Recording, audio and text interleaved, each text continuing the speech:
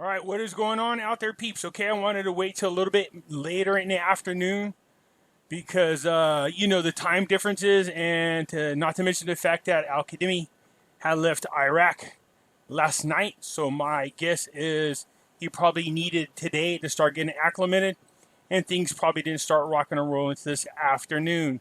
So I wanted to just kind of take my time, keep an eye on the news before I start to report anything. Nothing really major is happening, but there are some things that I think we could go over here real quick. That is exactly what we're talking about, and we're waiting to see be announced, okay? So again, just a quick reminder, everybody, if you're thinking about precious metals, in case you have not noticed, gold and silver have rebounded from where they were. Gold was back up above $2,020, and silver was somewhere close to $28 an ounce. So I told you they would recoup. The link to Money Metals Exchange will be in the description. If you buy more than $100 worth of precious metals, use promo code Pimpy, P-I-M-P-Y, and get a free half ounce of silver. All right, you guys? So there you go. It's looking really good. I knew it would rebound. Also, we have Pimpy's Investment Chat. It is the same name as the YouTube channel. In here, we do talk about investment opportunities, gold, silver, cryptocurrencies, as well as foreign currency investments. Try to keep the politics out of here because I get tired of deleting them. Bring the politics over to here. The hidden things in front of your eyes. In here, we do talk about NESARA, Gesara. We talk about political news, current events, as well as things that some people might consider a conspiracy, like QAnon. So let's get into this real quick. So this first one says a one-on-one interview with Iraq's Deputy Prime Minister and Finance Minister, Dr. Allawi. Okay? So this is on YouTube. I will leave a link for it. It's right here. I did watch it, but he, again, is just talking about, the reporter's asking good questions, and he is talking about the steps that need to be taken in order for Iraq to recover. Because they're truly at a point that this has been going on for so long, that it's making it near impossible for them to ever recover. Okay? So they are kind of at the end of the rope. And so some of the things he talked about is the same things that I've been talking about for a long time. They need outside investors to come in, but these outside investors have to feel like their investment is going to give them a return and that their investment is secure. Iraq needs to get away from just relying on oil as their only source of revenue because it's hurting them. So if something should happen to oil, it affects how much money they get and can hurt their budget and any other projects that they have going on. We know about this. We've already spoken about these things. He also spoke about the importance of making sure that Al Qadimi, while here, gets their sovereignty restored. Okay, so again, this is what we're looking for. This is what I'm talking about.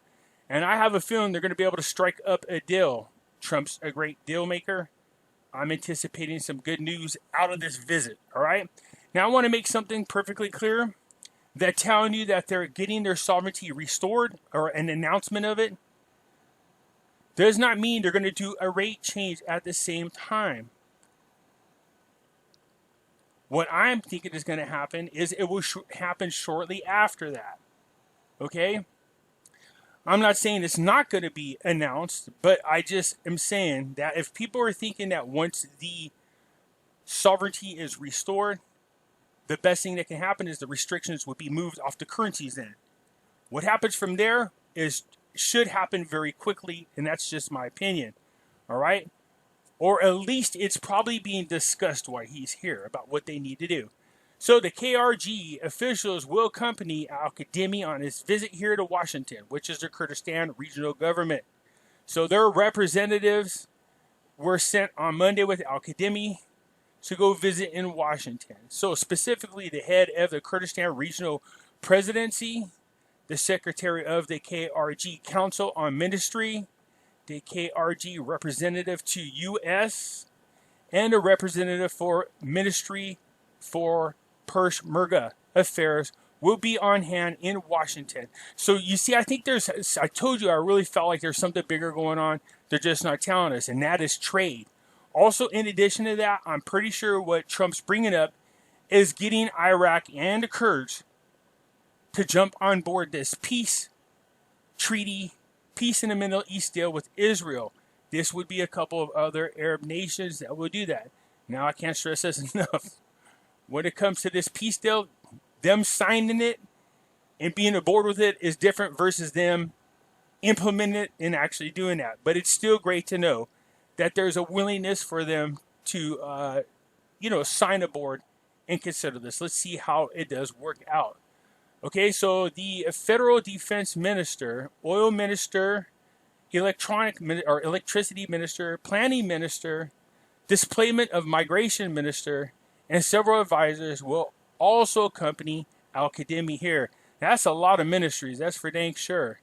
Al-Kadhimi is slated to arrive in Washington on Wednesday. Okay, but I thought he left last night to meet with the U.S. Donald Trump and other senior officials.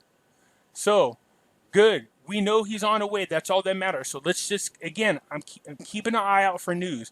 So there's not a lot of news coming out of Iraq at the moment other than things we already know. All right, so look, here's another thing that this really just grinds my gears here. So again, leave it to the politicians to get in the middle of an agreement. The Kurdistan Parliament responds to Al-Kabai. The Baghdad Erbil Agreement must be supported, not fought over. So on Tuesday, the Deputy Speaker of the Kurdistan Regional Parliament, Harami, expressed his surprise at the statement made by the first Deputy Speaker of the Parliament, Al-Kabai, regarding the recent agreement between Erbil and Baghdad, stressing the need to support the agreement and not fight it.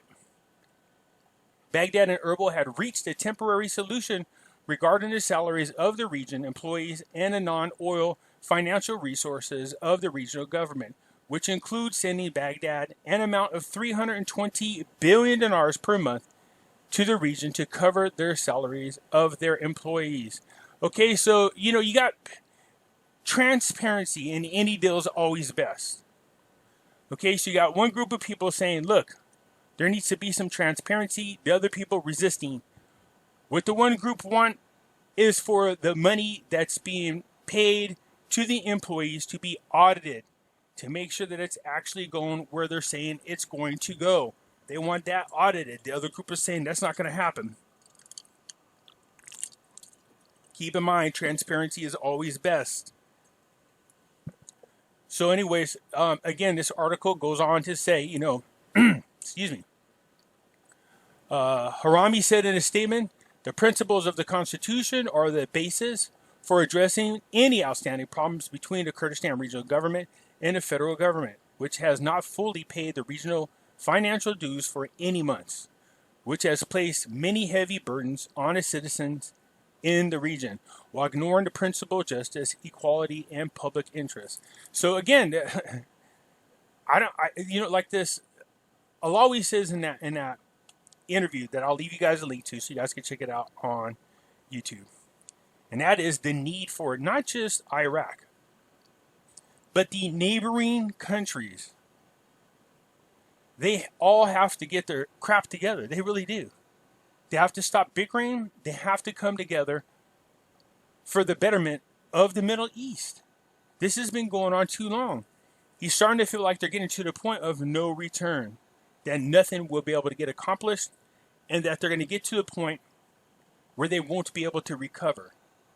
Now, I don't know how real that is, because that seems very, very extreme. But for the most part, look at, again, dissolve the parliament.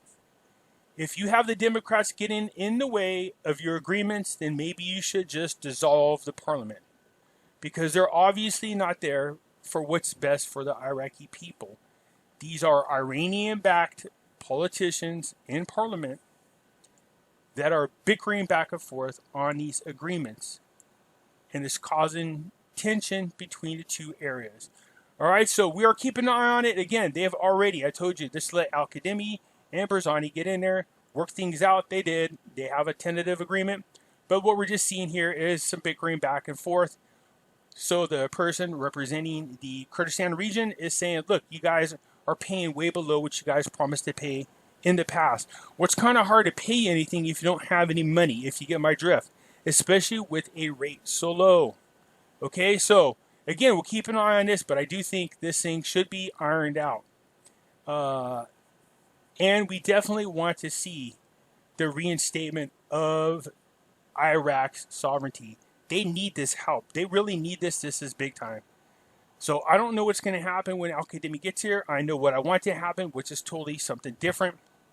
But in order for them to really start dealing with the international community, they're going to have their sovereignty reinstated and the restrictions removed off of their currency. So the central bank calls for dealing with licensed banks instead of keeping money in homes. I told you guys that's why I was wondering where the hell all their money is going. They had issued out 51 trillion dinars. Well, where the hell was it? If they kept less than 5% of it in country and less than 9% of the people had bank accounts, where the hell was the money going to? I asked that question several times.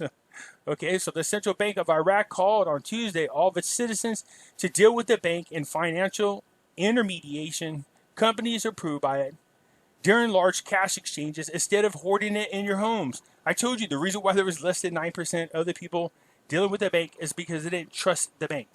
How? I don't trust our banks. Okay, I can see this trying to push us to 100% digital currency. I am not embracing that at all. The central bank said in a statement received that it seeks through this to preserve the money masses of citizens, avoid cases of theft and fraud, and promote counterfeit currencies. I like how it says and promote counterfeit currencies. They're not promoting counterfeit currencies, obviously. Okay. So nonetheless, look, people get their money, they take it home, they don't trust the bank. All right, because there's a lot of corruption there. They need to do away with that. They are addressing it. So this is not a surprise to me. So they're saying that the central bank has adopted a mechanism of spreading financial inclusion in Iraq, which enhances the banking culture and the shift to monetary exchange with modern financial technology. Actually, this looks like that same push towards January 2021, which is towards that great reset, is why they're trying to get everybody doing it in the bank and trying to stay digital.